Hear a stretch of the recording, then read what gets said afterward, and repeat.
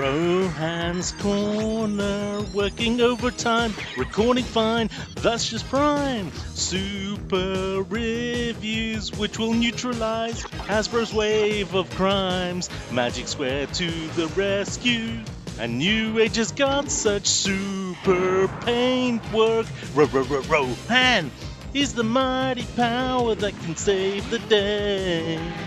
Rohan, no one knows what lies behind his wall of fame. Rohan, always riding hard on Hasbro's trail. Come see the memes he plays every Friday.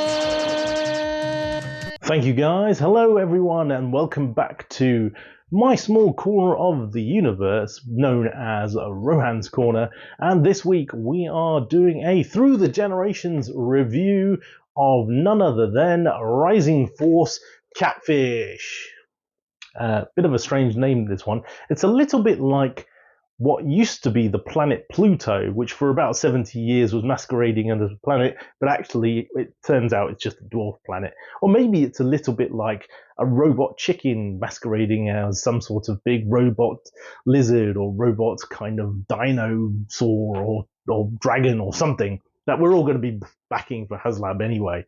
Anywho, without further ado, let's look at this little guy who is a new take in the Legends form of Generation 1 Dead End and see what he's all about. So let's kick things off as ever with the packaging. On the front we get a lovely silhouette of a Dead End in his robot form holding or mustering his rifle.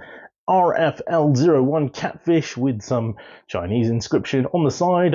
Same stuff on the other side, choking hazard only for people of 15 years and up. On the bottom, Rising Force toys. On the back, absolutely nothing. And on the top, the Rising Force logo.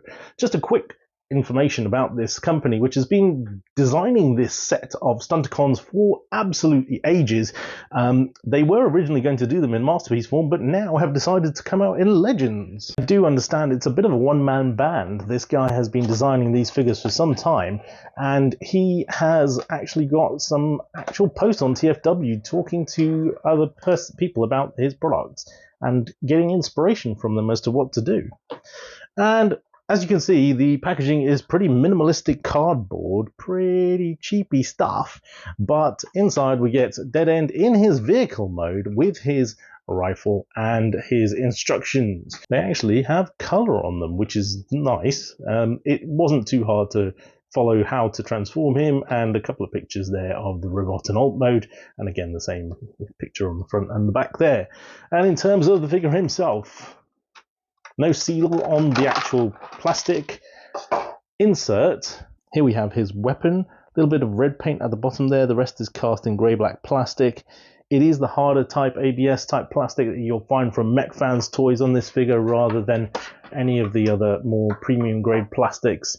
And there he is himself. We'll just put him down there. And he's a good looking Porsche, if I do say so myself. One of the best depictions of this car of all time. There is a little bit of a split down the back where his transformation doesn't quite come together. There's a little slight gap between there.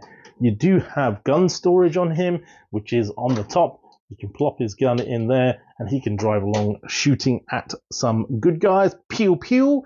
Some nice paint work on the lights at the front here and some slight detailing on the top here. There's a sunroof drawn in. The back and side and front windows all in black. All the wheels have been coloured in nicely, unlike Hasbro. You get some front indicators and front lights here, which are pretty cool.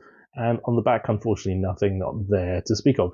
Underneath, you do get visible head syndrome, sorry Paul, and visible chest syndrome as well. But on a figure which is a price point of $20, $25, it's not that bad, and actually in some ways probably slightly better than the Legacy Evolution figure that we're going to showcase later. Here is Generation 1 Dead End, and here is Magic Square. I have an alt mode comparison with some other vehicles of the size class. Legends wise, we have Magic Square's Ratchet, Iron Trans is Smokescreen, Mech Fans Toys Blitzwing, New Age Outback, and on the left-hand side, Legacy Wild Rider. I just wanted to have another Stunticon to show him off against from the Generations line to show how much smaller he is, because of course he is a Legends car. He does kind of scale nicely with Ratchet. He's longer and wider, which doesn't work, but from a height perspective, he looks about the right height. From the Iron Trans Smokescreen perspective, it actually works really well. I think the Porsche should be shorter, and yeah, from the Mech Fans Toys perspective, again with the Blitzwing, he is a much larger tank as to be expected. New Age's Outback much smaller, and Legacy Wild Rider much larger. You can see the side profile with the length. The transformation is not difficult, but what you may require is a handy spudger or tool to be able to pull out some of those resistant pieces, which I'll show you as we go along. So you take the vehicle, you pull him from the central section to expand on his waist joint there. You then push back his hood to behind him, as you would expect from the Generation 1 toy. Try to be gentle with that and not break it, because it is just a very simple kind of peg joint there. And then you can go ahead and pull out his arms and legs, which just come out from the sides there. What I would say is that all the joints here are on ball joints. The shoulder joints, the elbow joints are all on ball joints, so they're really easy to maneuver and articulate. The hands you need to pull out, and they're not the easiest thing to pull out, so I would get a little tool to help you with that, especially if you put them back in yourself, because they go quite deep in there, as can be seen. So just take our little tool here and pull that out. Get that one hand out, and the same again on the other side there. Take the legs, split them, and take this front section here and pull it aside. And the instructions actually show you're supposed to do this at the same time on the other side, but you get clearance issues here. So if you can't, then don't worry about it. Take the whole leg on one piece and swivel it around, swiveling the knee joint around here. And then what you want to do is come around to the back and remove the foot. Now again, I need the spudger tool here. There we go. And then collapse the wheel in on itself, and you pull this piece back in place. You do need to line up this hole here with the tab behind it. So let's just make sure that's done there. And that is one leg done. Same again for the other side. Pull around, knee out, come around to this side, get the foot out. Put the wheel in and connect up, and the foot back into position.